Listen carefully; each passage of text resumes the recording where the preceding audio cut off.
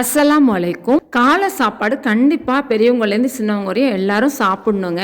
காலை சாப்பாடு நம்ம சாப்பிடாம இருந்தோம்னா நம்ம உடம்புல இன்சுலின் அப்புறம் குளுக்கோஸுடைய அளவு பாதிப்பு ஏற்படும். இதனால நமக்கு சர்க்கரை நோய் வரத்துக்கு வாய்ப்பு இருக்குங்க. நம்ம காலை சாப்பாடு சாப்பிடாம இருந்தோம் அப்படின்னா தேவையில்லாத ஸ்நாக்ஸ் ஐட்டம்லாம் சாப்பிடணும்னு தோணும். அப்படி சாப்பிட்றதுனால நம்மளுடைய உடல் எடை அதிகரிக்க வாய்ப்பு இருக்குது. கொழுப்பு சத்தும் அதிகரிக்க வாய்ப்பு இருக்குது. இதனால ஹார்ட் ப்ராப்ளம் வரத்துக்கும் நிறைய வாய்ப்பு இருக்குதுங்க. சிலருக்கு காலை சாப்பாடு சாப்பிடலன்னா தலைவலி வரும். இதெல்லாம் தவிர்க்கணும்னா கண்டிப்பா காலையில சாப்பிடணுங்க. காலை சாப்பாடு நமக்கு பிடிச்ச மாதிரி மனசுக்கு நிறைய சமைச்சு சாப்பிட்டோம்னா கண்டிப்பா சாப்பிட வரும். இன்னைக்கு எங்க வீட்டுல சுட சுட தோசை, சூடா இட்லி, அதுக்கப்புறம் என்னோட ஸ்டைல தக்காளி சட்னி.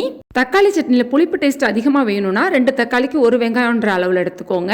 2 வெங்காயத்துக்கு 1 தக்காளின்ற அளவுலையும் எடுத்துக்கலாம். நான் இன்னைக்கு 2 தக்காளிக்கு 1 வெங்காயம்ன்ற அளவுல தான் எடுத்திருக்கேன். 2 தக்காளிக்கு 2 வெங்காயம்ன்ற அளவுலையும் எடுத்துக்கலாம். அதுவுமே டேஸ்ட் ரொம்ப சூப்பரா இருக்கும்.